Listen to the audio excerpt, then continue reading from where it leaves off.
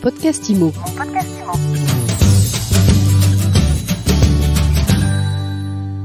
Bonjour et bienvenue dans ce nouvel épisode de mon podcast IMO. On parle immobilier de luxe aujourd'hui et on retrouve Laurent Demeure, président de Coldwell Banker Europa Realty. Bonjour. Bonjour Ariane. Laurent, le marché de l'immobilier standard est en plein ralentissement. Qu'en est-il de celui du luxe ? Je sais que l'immobilier standard est actuellement dans une phase un petit peu délicate. En revanche, l'immobilier de luxe, je dirais, semble inébranlable. Aujourd'hui, l'immobilier de luxe est très dynamique. Et 3 minutes avant qu'on commence cette interview, nous venons de battre encore un nouveau record d'une vente sur le bassin d'Arcachon dans un prix qui était affiché à plus de 11 millions. Donc ce marché, actuellement, est un marché qui peut encore connaître des records. Qui sont les acquéreurs ? Les acquéreurs sont des personnes, bien évidemment, qui ont de l'argent. Ils sont des chefs d'entreprise, ce sont des professions libérales, ce sont des artistes qui vivent en France ou à l'étranger, des Européens, des chefs d'entreprise français, des pays du Nord, de la Suisse, de la Norvège, et aussi beaucoup d'Américains qui drivent le marché actuellement, car ils profitent d'une parité euro-dollar extrêmement favorable. Alors, paradoxalement, quand on est sorti de la période des confinements, on a eu une vague de départ des grandes villes. Les gens se sont excentrés, ont voulu sortir des grandes villes, un besoin d'espace, un besoin de s'aérer, et ils sont allés même jusqu'à dans des petits villages pour changer de vie. Aujourd'hui, le contexte économique est un peu plus compliqué. On a un retour de l'inflation, on a des événements, une guerre qui n'est pas très loin de nos frontières, et donc il y a une petite inquiétude. Et donc les gens reviennent au conservatisme.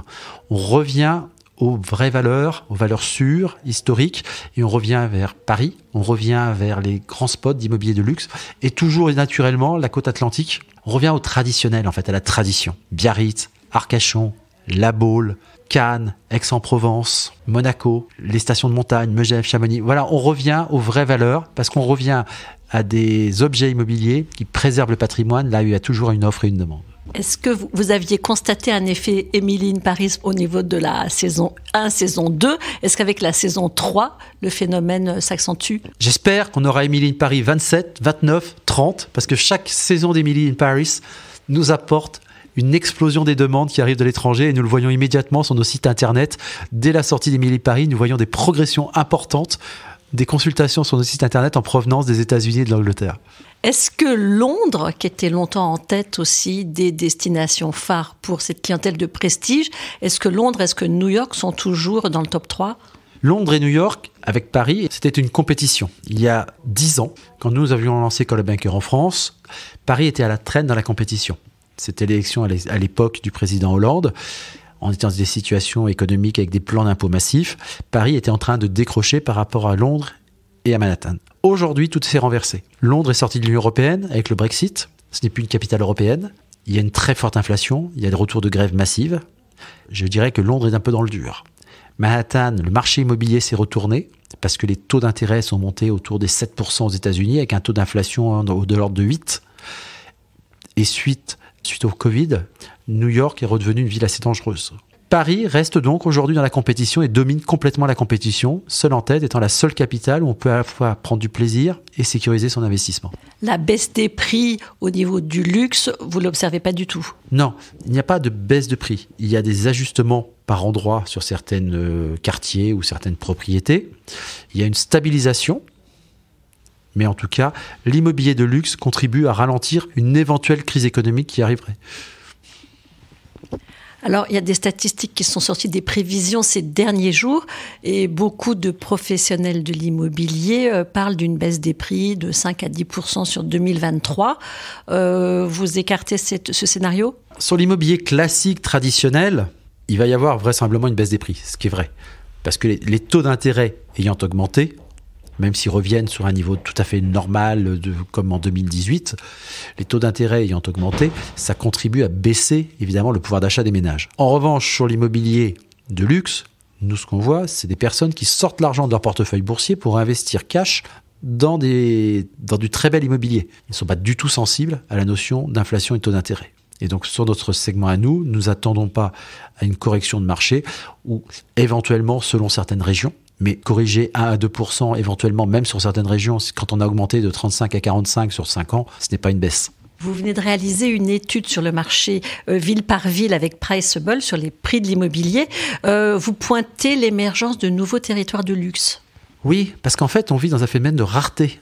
l'immobilier, et particulièrement l'immobilier de luxe, a été dopé depuis 2020 à la sortie du Covid, a été dopé par une abondance de liquidités qui sont arrivées sur le marché et à l'époque en taux d'intérêt négatif. Donc on a été en dopage et on a été en surchauffe. Et on a vendu plus que jamais dans l'histoire. Ce qui permet même au niveau de l'immobilier national, tous segments confondus, d'avoir battu 3 fois d'affilée son record. Aujourd'hui, le marché redevient ce qu'il est, mais après avoir battu des records, nous n'avons presque plus rien à vendre.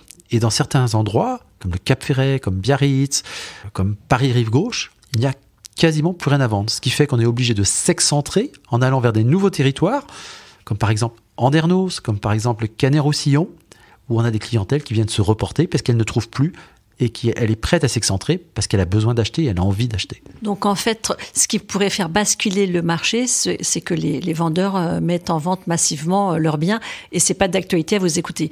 Absolument pas, parce que l'étude que nous avons faite prouve qu'au contraire, nous avons une baisse de l'offre actuellement. Parce que notre étude avec Priceable, qui est notre partenaire, c'est une étude qui est basée sur le nombre d'annonces immobilières, c'est-à-dire le marché en temps réel. Et je peux vous dire que le marché en temps réel, par exemple, dans le premier arrondissement, il y a moins 32% d'annonces par rapport à l'année dernière. Et donc, la clientèle veut préserver son patrimoine. Les propriétaires ne mettent pas sur le marché parce qu'ils veulent garder leur patrimoine, parce que c'est la meilleure défense contre l'inflation. Et ceux qui en veulent encore plus doivent chercher des nouveaux territoires pour en trouver. Pour finir, vous nous citez quelques transactions records 2022 ? Bien sûr. Alors, records, il y a des records toujours. Après, il y a des records par région. Mais là, que je viens de vous parler, juste là, 3 minutes, d'un nouveau record sur le bassin d'Arcachon en première ligne, un bien qui était affiché à plus de 11 millions. C'est un nouveau record. On a eu un hôtel particulier qui a frôlé la barre des 10 millions à Paris dans le 16e Nord.